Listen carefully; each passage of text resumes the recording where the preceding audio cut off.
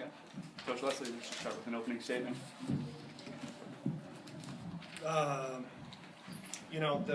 thing that comes to my mind, first thing that I did when we made the move to the NCAA was learn about scheduling and how you have to schedule. And first call I made was to Greg Kamansky, knowing that we had to play the best teams in the region in order to prepare ourselves for moments like this when it came around. Very grateful for the fact that we've been able to establish that relationship and play these games, and it's our first time beating them. And I'm pretty excited that it comes at a time like this. But this is just another one where it's just indicative of a lot of work and laying the foundation, the process of preparing ourselves for this moment. And the players, they executed a game plan today that we put together in August, and just bought in, done those details, and this is probably the least amount of coaching I've had to do in a game in a long time. Because they owned it, and you got senior guards like this, they make me look real good. So I'm very thankful and proud of these two men here. All right, questions? How important was hitting the three-pointers, obviously against their zone? Everybody says that that's what you have to do against them to win. You guys did that early. Yeah, well, I guess for Troy, too, since you hit some of those. Well, they make you make shots. That's what they do. They make you make plays. You cannot be passive and wait for them to break down. They recruit to their defense. They teach it every day. They're committed to it, and it's not like any other team you can play. So that's one of those things where we had to play them to prepare ourselves to play them in regional play. We pulled film today of our past games against them. That's how we prepared for this. And obviously, the three-point shot is one of those things that they make you take against them, and then they can test them hard. And if that's what they're giving you, you have to be prepared for the moment. And our guys were prepared with great passes. We no air ball passes. They're putting passes on the money, and shooters stepped up and knocked them down. And then, actually, I'll start with Rob. Yesterday, Troy talked about the last two games you guys didn't have a ton of energy, had kind of a slow start, and said that we'd work to correct it. What did you guys do to correct that in 24 hours?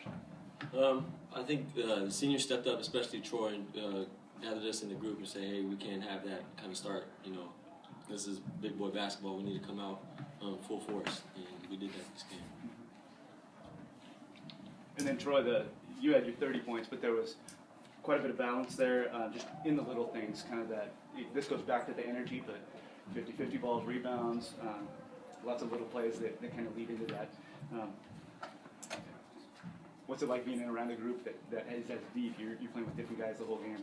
Yeah, Coach has said it before, we're one of the deeper teams, and I think all in Division II. We can go 10, 11, 12 deep, and we're not going to drop off, and a lot of other teams can't do that.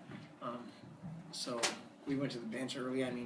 We're making shots, and we still go to the bench early, and they're coming in, and the level doesn't drop off at all.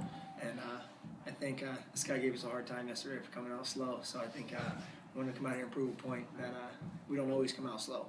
Kevin did a good job, hit some really big shots early. Kind of sucked the defense out a little bit, gave us room to make plays after sucking them out. This one's for Troy. Troy, could you just talk about, I don't know if you've noticed on the floor, talk about Terrence Drism, he had 31 points and you had 30. Does that fuel you during the game? Not at all. I think the scoreboard fuels me. When I see teams getting close, it kind of fuels me a little bit more, but it's never a one-on-one battle. The guy made terrific plays tonight. He was hitting contested 18, 19-footers. Shots that we want him to take, and he was just stepping up and making them. So hats off to him. He made some really, really tough shots tonight, but that doesn't necessarily fuel me. What fuels me is just wanting to get a win so bad. That's what drives me. And Troy, you guys were pretty much in control from the outset tonight, like you just mentioned. They did make a push, and you kind of knew that was coming. I think that pushed it down to about 7. And how did you guys respond to that and kind of stem the tide there before they caught all the way back? Yeah, like I said last night, we're a team that we're going to compete the same way the whole game. And we jumped on them early, a little bit different from last night, and we wanted to maintain the same level of play, the same style of play the entire game. So we knew they were going to make a run. They're a good team. They have good players. They were going to make a run at some point. But like Rob said, man, having 5 seniors, we were able to stay steady and stay the course, and eventually we made it happen.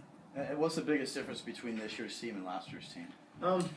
Leadership, man. We have so many guys that are good leaders in practice, off the court, on the court. We have guys ready to practice every day, and just the dedication of this team and the camaraderie of this team. I've never been on a team where it's so fun to be on the court with, in the locker room with, and I think that stepping on the court, it's obvious that we don't want that to end.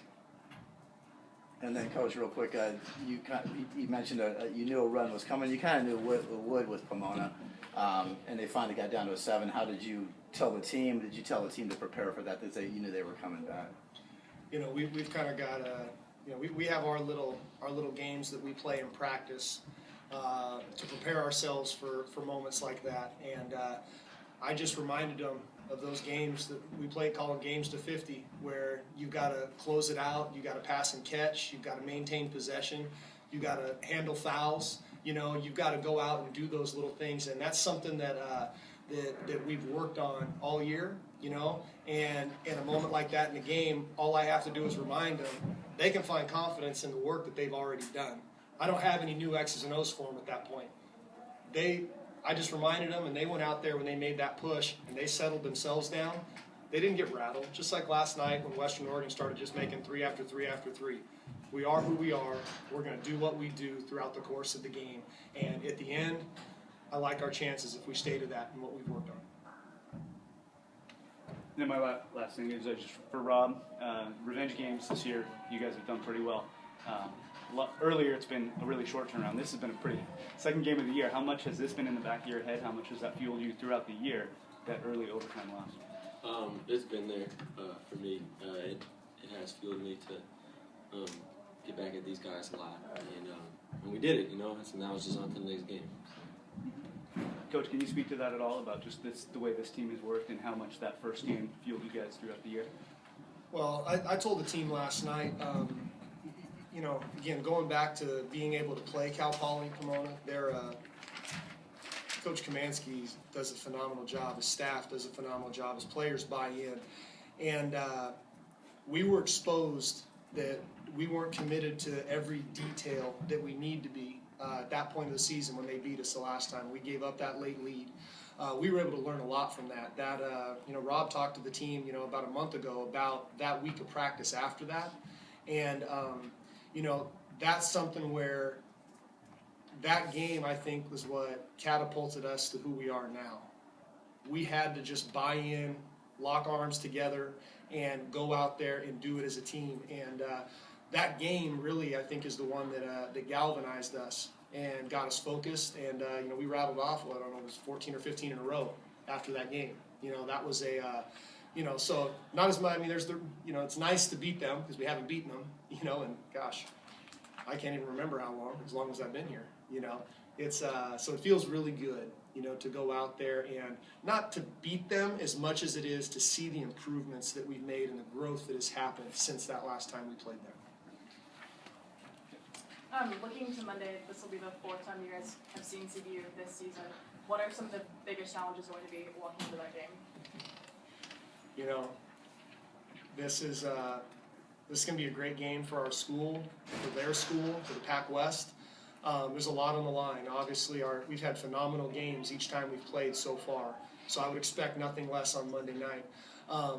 But this is one of those things where we have to stay focused. There's going to be, it's a quick turnaround, so there's not going to be a ton of build-up, okay? But there's going to be enough. And we have to stay focused on the things that we control, the preparation that we can make, the things that we're going to need to do to have success out there. That's the main thing leading into this. Yeah, thank you.